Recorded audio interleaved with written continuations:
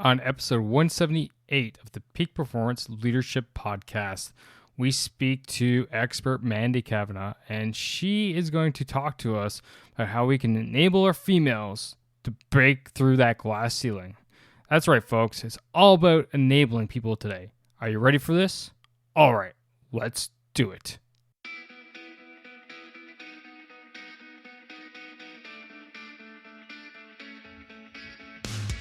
Welcome one, welcome all to the Peak Performance Leadership Podcast, a weekly podcast series dedicated to helping you hit peak performance across the three domains of leadership.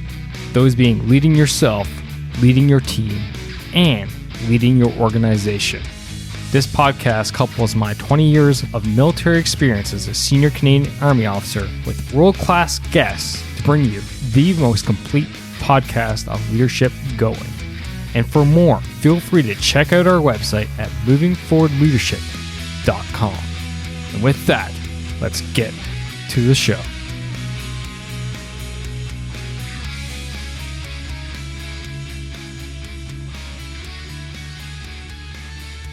Hey, everyone. It is the Chief Leadership Officer, Scott McCarthy. Thanks for coming out to another amazing episode of the podcast. I'm stoked to have you here because today we're going to be talking about a topic that I don't talk about much on the show, and you know what? I should. Now, I've gone in this topic a couple of times, and the topic is basically gender inequality between men and women out there, and unfortunately, despite my ignorances as a white male, this problem somehow still freaking exists, and we need to solve it. We need to get past that. We need to basically destroy inequality between men and women. So that's what we're going to be talking about today with Mandy Cavanaugh. We are talking about enabling our women to break through that glass ceiling, and as well we talk about the importance of basically balancing different types of energy. Now, it may sound a little woo-woo to you, but this is a topic that is being discussed in other spheres within podcasting world, such as personal development and relationship podcasts, and now leadership podcasts as well. So it definitely is a fitting topic. Mandy is a passionate leader, entrepreneur. She loves helping people thrive as her roles of CEO, consultant, facilitator. She's basically been a global resource and force with logistics, land development, manufacturing, corporate leadership seminars, and turnaround consulting. So she works with organizations to basically up their game, turn themselves around, and get them going in the right direction. She loves high competitive environments and helps by connecting her team members to the best future self for them. So she's all about uplifting people. And, well, as you can tell with her book, F the Glass Ceiling, and you can feel free to figure out what that means. And by the way, we do keep this show PG. So in this episode, we talk about, our thoughts on the first female U.S. vice president being elected, the importance of balancing masculine and feminine energy, how to enable the feminine perspective coming from our people, the inspiration behind our book, and leadership struggles that female leaders face, among many other topics. So it's a great topic. It's a great episode for, regardless, you're male, female, if you feel you're connected to your non-dominant energy side, or you're like, what the hell is that, Scott? That sounds woo-woo-ish. You know what? This is a great episode for everyone out there. And again, it's probably a topic we should hit on a little bit more here at the podcast. Now, with that being said, before we do dive in, I just wanted to throw this out to you. If there are specific topics that you do want to hear, feel free to reach out to me. Just go to movingforwardleadership.com and hit the contact us page, or email me at scott@movingforwardleadership.com, and that is my legit straight email address, and I'm going to get back to you. So if there's topics that you want covered here at the show, feel free to let me know. Now, we do have some amazing topics coming up, but I'm now back into the habit of going solo once a month. So, being in this gig for now, 5 years almost, sometimes I do need a little bit of inspiration, and I find my inspiration for solo shows. But if that inspiration doesn't line up with what your needs are and what your desires are, well, that's no good, right? I'm here to serve and help you. So help me to help you by helping me. Yes, that's a lot of me's and you's. Anyway, by helping me to know what topics are of interest to you. So again, hit movingforwardleadership.com or shoot me an email at scott@movingforwardleadership.com, and I will do my best to hit you back. Well, I will reply back, but I'll do my best to cover that topic that you're looking for. And you know what? If you want to go and get some inspiration yourself, be sure to check out our group because it is booming right now. That's right. Just go to movingforwardleadership.com/group, and what you're going to find is a group of near 4,000 leaders having real conversations. There's no spam. There's no quotes. There's no posts or page posts in there. There is just legit conversation that goes in that group. So if you're sick and tired of other Facebook groups or other leadership groups out there that all it is coach after coach after coach of, here, check out my webinar, or here, look at this new training program, or here, follow me, look at me, all this other crap. This group, my group, is for you because I just enable legitimate conversations in there.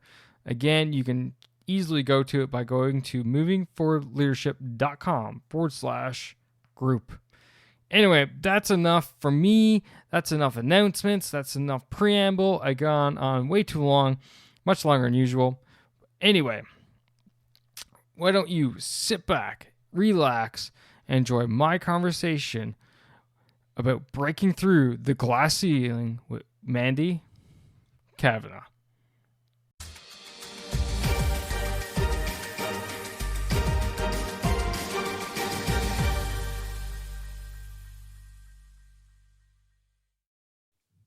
Mandy, welcome to the show. So good to have you here today. Hey, Scott. How are you doing? I'm great. Good. So we're here. I got a person who is passionate about, women's equality in the workplace and all this stuff. I got to get your thoughts on, the reality, the big news in that space right now. And that is your thoughts on the first female U.S. vice president being elected. What were you thinking when that happened? What were you feeling? Have it laid out there. I think it's about time is what I was thinking, but people see the title of my book and they think that I'm all about equality, but I'm really not. It's about balance, and that doesn't have to be 50-50 in all areas. Some areas are better off with majority of women.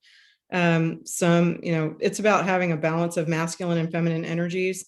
So maybe as a feminine figure in the White House or in the executive branch, she'll inform, the president of a feminine perspective. We'll see. We'll see if that actually happens. But I haven't been paying attention much to politics lately. So yeah, I normally don't go down the political route on this show. Very rarely do I even mention it. In fact, well, all the same, I did have a former advisor to Barack Obama on the show once, Anton Gunn. Great interview. But again, I just avoid politics because I want to stay away from the realm. But I'm like, you got your first female U.S. vice president.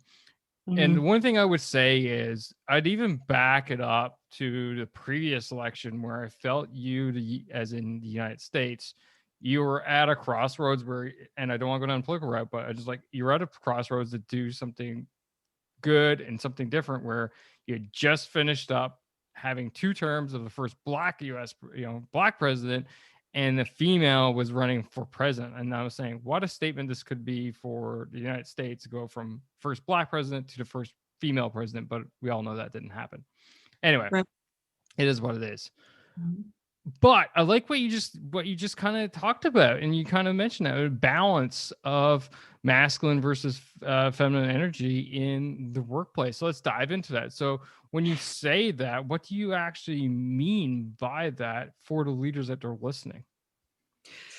Well, we've all heard that we have a masculine and a feminine side, and I think everybody that's personal. Maybe some people have never thought about that, but it's about having the different ways of looking at things. Sometimes it's time to look at things in black and white, and sometimes it's time to be super objective and all about key performance indicators and things like that.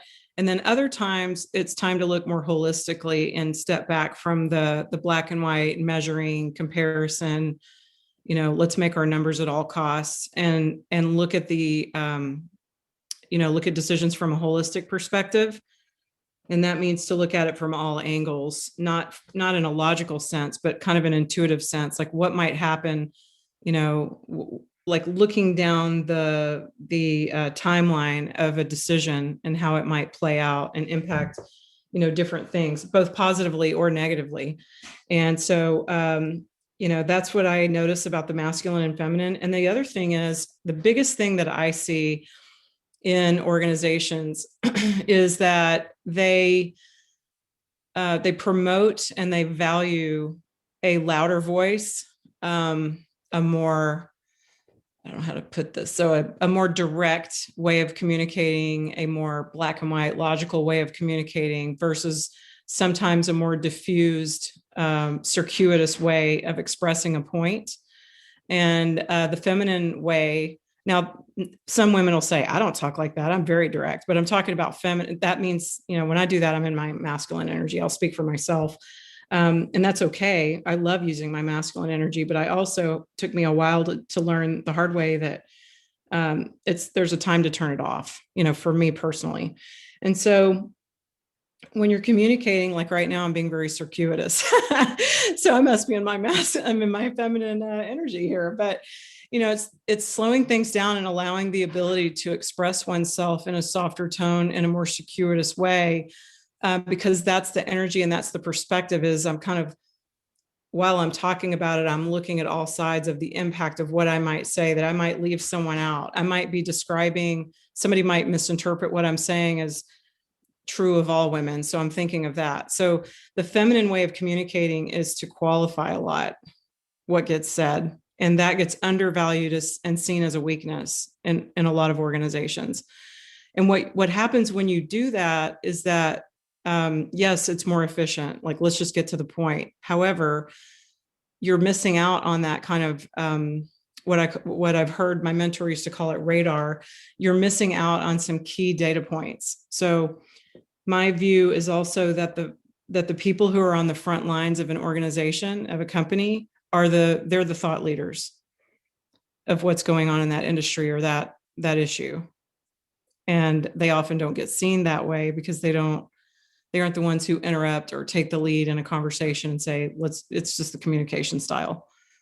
So the people who are running things they're missing out on valuable data and intuition and information and wisdom when they don't let those people speak up or have a voice or weigh in. They're seen as weaker sometimes. Right. Yeah. No, and you're talking to a guy who works in a extremely masculine space, i.e. the Army, right? You want to talk about using that voice, being very task oriented, direct. Mm-hmm. Hello, you're talking to a guy who was helping instruct weapons training today. You can't get much more, all those things. But at the same time, I like what you're saying, that when we enable that feminine energy and those characteristics to come out, we get a bigger picture. We get a more holistic picture. And now, dare I say it this way, but this is how it feels like. We are now getting all this training shoved down our throats, i.e. Gender-based analysis, We're getting gender advisors and all this different stuff. And I say it in that tone because that's how it feels. That it's coming down as mandated training. You will do this, you will do that, you will have these advisors and all this stuff. But at the same time, it's for good reasons, right? Because obviously we're missing something. So, from your perspective, how can we, as leaders, want to identify those times when we can, shift and enable, the females out there, or the feminine, the feminine voice people, because sometimes it's not just females, it is men too, those softer guys out there, to Yep. feel that psychological safety to speak their minds in the way that they're comfortable doing so. Yeah. Yeah, because you have that very yang energy running things, especially in North America. Well, a lot of places around the globe, it's very yang. And so it's a little bit out of balance, and there are consequences to that. We don't need to get into all that, I guess, but let's just take the environment for one example, or the education system that is very linear and logical and mental and left brain oriented, and it leaves out more creative, different kinds of learners. We medicate children who are, hyper curious, et cetera. So I think that's in the military. I've seen a little bit of government training that was based on gender, and what they were saying, this was US based. I know you're up in Canada. What they were saying is that gender is, or that the gender roles, or gender, what were they calling it? I'm trying to remember. It wasn't gender or sex, but it was basically that it's all socialized, it's all programming, that there's no such thing. They were kind of discounting the fact that there is a feminine and a masculine energy, and they were making it like that's all in your head, that there's any difference, is kind of what it sounded like to me. And if you do that, then you're asking men to dial down their masculinity, women to dial down their femininity, and everybody kind of meets in the middle in this kind of, you may call it professional, but I'm saying for the purpose of this conversation, let's call it a little bit more androgynous. It's like I'm dialing a part of my energy down in order to be in a workspace. But what I find in a small company, and I talked about this in the book that I wrote that you mentioned earlier, I find that energy is creative energy. So when you get the two together and you have to solve like innovation, things like that there's kind of creative energy there. I mean, and Mother Nature backs that up, right? There are, male and female flowers, etc. So it's a creative energy, no matter what analogy you want to use. So yeah, I know for sure. I like to go in, like sometimes I will be working with a group of women, and I play a masculine role in that meeting. I don't sit around and think about this all the time, just on a podcast, but like I'll be in a room, a team of women, and I will often play that masculine perspective, bring it to super logical, black and white kind of let's compartmentalize, let's focus, let's be linear, logical. And then if I'm in a group of men, I'll shift my energy. I mean, it just happens so naturally, where I'm also naturally just showing up, creating an energetic balance in the room. That's subtle distinction. Yeah, no, that's actually a great point, right? Because essentially, as leaders, different situations require different types of energy, requires different types of approaches, et cetera, et cetera. Sometimes you need to be that directive person, and sometimes you need to sit back and be a little bit, laissez-faire. Or you can, get the creative juices flowing, and you can go through that easily in a day of all of these different types of, as you're saying, energy. I generally refer to them as leadership styles. But it's needed to have that full spectrum. Why? Because you just can't be in that one mode 100% of the time, because not every single situation that you're going to come across requires, that type of style. Right. It's the old analogy. If the only tool you have in the toolbox is a hammer, everything looks like a nail. But sometimes you need a screwdriver. Other times, you need a level, etc. Yeah, exactly. So, I like that. So I want to shift gears a little bit now. Your book, Shag the Glass Ceiling, by the way, it's another word. Trying to keep this podcast PG. Forget the glass ceiling. Forget the glass ceiling.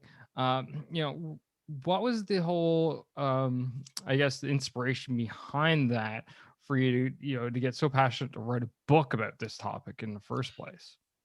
It was that on the side, I had a business in the lodging industry, and then I had a turnaround consulting business, and I got a coaching certification. And because I was a coach and also an entrepreneur, I was asked to help lead some classes. And I had such a good time. And I was with women who were either thinking about starting a company, or they had started one, but it was very kind of small, or they had a small business and they wanted to grow it. So it was micro entrepreneurs and entrepreneurs. And it was a women's conference, and I had such a good time. I had never looked at that topic before. I'd been mostly working with men up to that point for like 15 years or so, male dominated industries. I worked in the military, I worked in the Fortune 500, and I was, in defense contractors, things like that. So to be around women like that and to be talking about business, I realized that, especially the ones that didn't go to like business school or MBA school, maybe they had a different background, they have a different set of concerns a little bit than what I was used to. And I had such a good time. And I found myself talking about things that I had never expressed before, because it was sort of my own internal journey. And I started realizing that some of what I had experienced as a female in the late 90s and early 2000s, as a leader and a feminine entrepreneur, I thought that there were my personal struggles, but I figured out quickly that they were universal struggles and they were archetypal struggles. And so for that reason, when my mentor said, you should write a book, I thought, he's right, and I didn't want to make it complicated. It's not a complicated book. It's kind of a how-to on either growing your company if you already have one, or you can decide if you want to be an entrepreneur. When you read it, you'll know I'm cut out for this. This is what I want to do, or no, thank you. So yeah, when he asked me to do it after those classes, I thought, yeah, I could definitely put this into, it's the feminine perspective on leadership and high performance teams, different from, all the business books that you get on how to manage a high performance team or how to lead, high performance teams. This is through a feminine lens, because I did the research and I saw that it actually isn't a glass ceiling, it's a glass cliff where women opt out at a certain point. And that happens in the Fortune 500. It happens in small businesses. They just kind of very highly talented feminine figures will opt out of the game. So companies are craving more feminine leadership. They're like, we really want to promote these high potential candidates. And then at a certain point, they're just leaving. So it was how to stay in the game. That's why the subtitle is start at the top and stay there. And stay there is like a huge operative, phrase inside that title. It's like how to stay there, because I can't tell you how many times I wanted to quit, and I would have been a statistic, except that I had the fortune of being coached and I implemented certain processes and procedures that kept me, in the game as a feminine figure. So.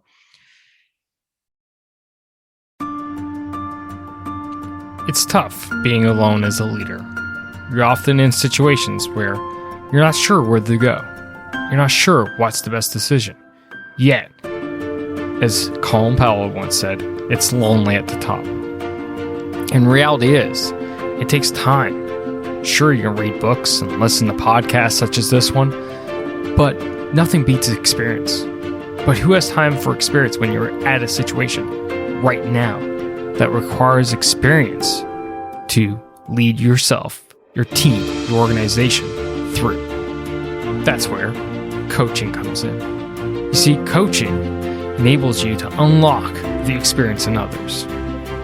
Right here, right now, you have 20 years of military service, plus 150 plus episodes of interviews and topics and research sitting at your disposal. So what are you waiting for? Are you ready to level up your game, become that leader that you know you're meant to be? Are you ready to go to the next level? If so, drop me a line, Scott@movingforwardleadership.com, or swing by the website and book a discovery call through movingforwardleadership.com/book. And let's get you moving in the right direction, leading better, leading more effectively today, right here, right now. Starting off with leading yourself. And then let's focus on how you can build your high-performing team to drive your organization's output higher, faster, harder today. Not next week, not next month, but today. All right, folks, that's it. Now let's get back to the show.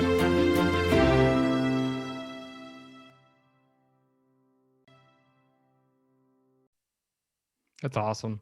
Oh, So let's dive into some of these struggles, because I love talking about struggles. I love talking about failures here, because that's how we get better. And the whole goal of this podcast is to help the leaders out there achieve peak performance in what I call the 3 domains of leadership, right?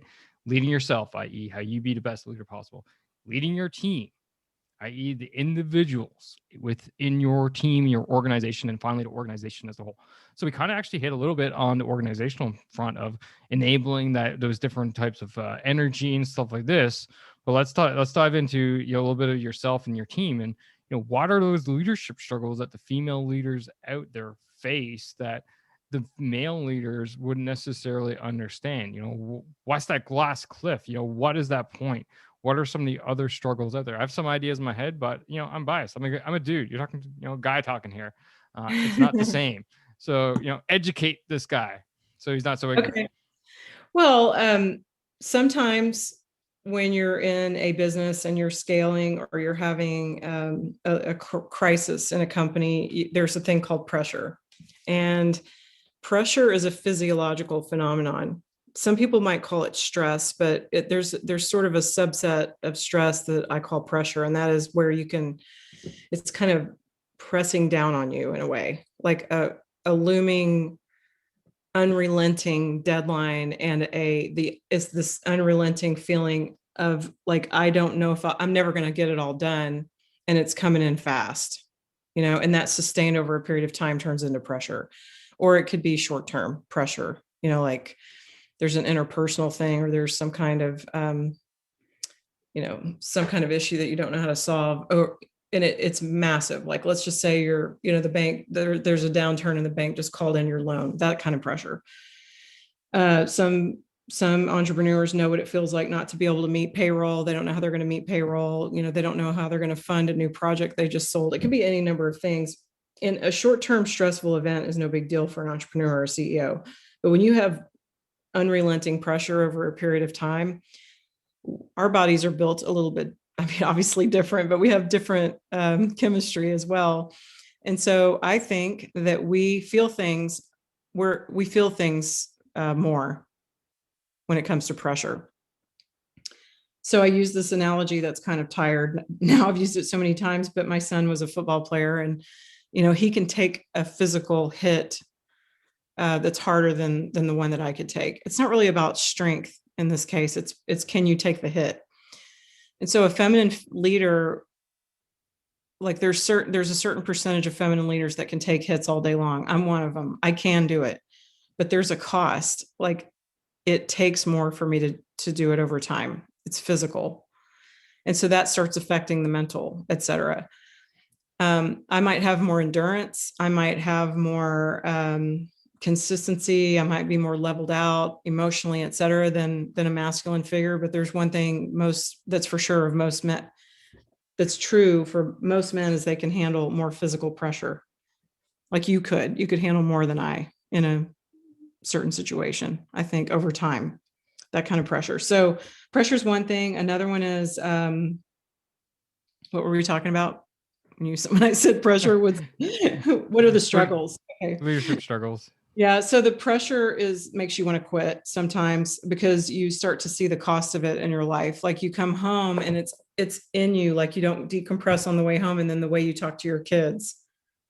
So it's not she's a, starts with a B, it's she's under pressure. And I can see that in my feminine leaders, like, oh, so I'll get a ton of work out of them, so to speak. If you're a manager and you're looking at who's going to get the job done and who's going to get the volume of work done, a feminine figure will get tons and tons and tons of work done, but make sure she doesn't get under pressure for a sustained period of time, or it's not going to end well. She'll either quit or she'll have health problems or her personal relationships. That's what I've seen the most often in the women that leaders that I've worked with, is their relationships suffer, their life at home. They don't compartmentalize. They don't keep it separate mentally. They're always running it. And a man can be more likely to be oblivious when he's not that. I mean, unfortunately, men are expected to do that culturally and programmatically. They're programmed to compartmentalize, but it also comes more naturally. I've noticed, like they can shift gears a little easier. So that was a big struggle. And there were days when I quit, I was just like, okay, I have to get off the business channel for a couple of days, and it would be a Wednesday. And I would just think, I'm not going to be any good to anybody if I keep this up. So I would go do something that would get the physical pressure off of myself. And, there are like meditation, massages, like hot bath with Epsom salt, singing, karaoke. I mean, you could, there's a list of 100 things you could do to get your body to a different kind of vibration. And I know that sounds kind of silly probably to a guy, but no, not at all. Women are, we got to be tuned up. I think we need to be tuned up. Like we're a different kind of instrument, we stay tuned up a different way, like a guitar, you turn the strings, the things, whatever they're called. And, it's a different thing there. One big thing that I heard from you there is, that intense pressure obviously is the big tone, the moral of the story. And one big way for the leaders that they're listening to this is, monitor your people, monitor how much stress that you're placing on them, expectations, workload, and all this stuff. So let's say I'm in charge of team, and I'm soon going to be switching jobs, and I'm going to be in charge of a fairly large team. I'm going to have females working for me again, and one directly for me. So what happens now if I'm like monitoring, okay, I've given her too much. It's like, hey, I'm going to not give you this project. I'm going to give it to one of the guys. And you go, whoa. What do you mean? I want to help you. Do you think I'm not handling it? Let me help you with that. Ask her what she needs. And then whatever she says, believe her. Because it might not be more help. It might be, I have a crappy CRM. I need somebody to answer the phone calls after hours. I need somebody to be on call. I need a better office chair. You don't know what she's going to say. She might say, yes, I need more help, or I'm doing these spreadsheets and they take up 30% of my time. And I would like for somebody in accounting to do those for me. And then I'll be able to, like I would ask her, because they don't just sit there and stew. They have in their head what the solution is. They know how to fix it most of the time. Right. So we go back to that, golden C word, communication. Yes. I.e., communicating with your people to see what their needs are, based off of the situation. And when they tell you what it is, if they're a competent, highly competent, talented, one of your strong players, believe them when they tell you what they need. Even if, I see a lot of people disagree. Oh, she's just saying that. She's working hard and not smart. Well, that's your opinion. You haven't sat down and done that work. You don't know what that particular project is like. And if she's proven herself in the past, or anybody really, and they're up to here and they're effective, then if they say they need, and what if they're wrong? What if you give it to them, you give them a solution and they say, well, I'm sorry, that wasn't it. We all make mistakes, So anybody who's out there listening, if you have somebody who's consistently under pressure, they might also be making themselves indispensable, like a habit. They're kind of addicted to the adrenaline. So that's where you say, I'm going to get you some help. And I know you tell me you don't need it, but I'm going to force it on you. So they'll just sit there and watch you. And, so hopefully you get them somebody really competent to hand things off to. And then when they tell you that person's not going to work out, believe them. So it's a two-way street. You ask what they need, they tell you, you get it to them. It might take 3 tries or more to fix the situation. Yeah. But it's beautiful. It's back to communication, trust, right? Mm-hmm. Consistent, and teamwork, essentially, i.e. working with each other to get the solution. Because at the end of the day, leaders, our job is to empower people to do their jobs on our behalf. That is it. They're the ones out there that are doing the sales calls. They're the ones that are doing the marketing plans. They're the ones that they're doing this. R&D, name it. They're the ones doing it. It's our jobs to empower them with what they need to get the job done. Right. Exactly. And if that is another person to do data entry, that's another person to do data entry. That's a nice new comfy chair. Guess what? It's a nice new comfy chair. What's the cost? A couple $100 versus decreased productivity and then potential turnover and all this other crap that could potentially pop out. Why? Because just buy the dang chair. Jeez. Yeah. And yeah, we could talk about management all day, but we start out with the feminine and masculine thing. So the struggles, going back to the struggles, I think pressure was a big one. Learning how to be seen. So when I made a conscious choice to go back into my feminine energy instead of being in my masculine side all the time, it was funny because I had researched a lot about it for the book.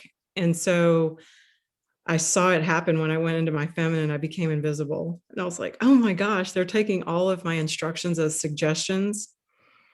And I'm being talked over. And I will say something. I used to say it coming from my masculine energy, and it would get implemented. And, like, this is what we need to do. And then they saw it as a suggestion. And I was the owner of the company. So that's another thing, to notice as a boss, that to keep things in balance, to listen to those things, no matter what kind of voice they're set in or the energy. We kind of said that at the beginning as well, but that was one of my big struggles at the beginning too. Besides the pressure, was struggling with staying in balance in myself, so that I could maintain my wellness, my emotional, mental, physical, spiritual wellness, my relationships and everything. It felt more natural to me and more authentic to be in my feminine side. So the kicker to that is, how do you make sure that you get taken seriously if you're being in your feminine energy? And you're literally taking the words out of my mouth. Well, out of my head. Yeah. Okay. We're talking to bosses, right? Yeah. Well, we're talking to leaders. Don't bosses are a negative connotation on the show. Oh yeah, that's right. We lead, don't boss. Right. So we're talking to leaders, and I mean the only thing that, when it comes to that, the only thing that ensures that people know how serious you are is that you give a written performance improvement plan to people who aren't performing, or you just say you're going to have to shift that, or your replacement will. I mean, you can say it in a, you can be your authentic feminine self and still hold people accountable. It's really about your actions, and then they'll get curious. Oh, wait, what did she say? You don't have to be rough and tough and mean to get that done. No, that's awesome. Mandy, this has been a super interesting conversation. Something which I probably don't have on the show often enough. But we're going to wind down here. However, before we wrap up, I got two last questions for you. First being a question I asked all the guests here at the Peak Performance Leadership Podcast. And that's according to you, Mandy Cavanaugh. What makes a great leader? Wow, that is a huge question. What makes a great leader? I'm going to say that your heart is open. Your heart is open, and you are, even if you're, holding people accountable or you're protecting the company's interests, you're doing it from a place of love underneath it all. That's awesome. Love it. Absolutely love it. And the final question of the show, where can people find you? Where can follow you? Shameless plugs are allowed. It's all about you now. I'm not a big social media person, believe it or not. I just run my businesses and do some speaking But I do have a website called mandycavanaugh.com. It has my blogs, articles. You can order my book, and I'm obviously LinkedIn. I'm on Clubhouse. I'm on Telegram. So yeah, I would love to stay connected. Awesome. We might have to, I just got on Clubhouse, so we may have to jump on and do a room sometime. Oh, that'd be good. Yeah. Love to. We should talk about that after. Anyway, thanks again for coming on the show. It's been a pleasure. It's been an honor, man, to have you on and talking about this super important Thanks, topic. Scott. It was great. And that's a wrap for this episode, ladies and gentlemen. Thank you for listening. Thank you for supporting the Peak Performance Leadership Podcast. But you know what you could do to truly support the podcast? And no, that's not leaving a rating and review. It's simply helping a friend. And that is helping a friend by sharing this episode with them if you think this would resonate with them and help them elevate their performance level, whether that's within themselves, their teams, or their organization. So do that. Help me, help a friend, win-win all around. And hey, you look like a great friend at the same time. So just hit that little share button on your app, and then feel free to fire this episode to anyone that you feel would benefit from it. Finally, there's always more. There's always more lessons around being the highest performing leader that you can possibly be, whether that's for yourself, your team, or your organization. So why don't you subscribe? Subscribe to the show via movingforwardleadership.com/subscribe. And until next time, lead, don't boss, and thanks for coming out. Take care now.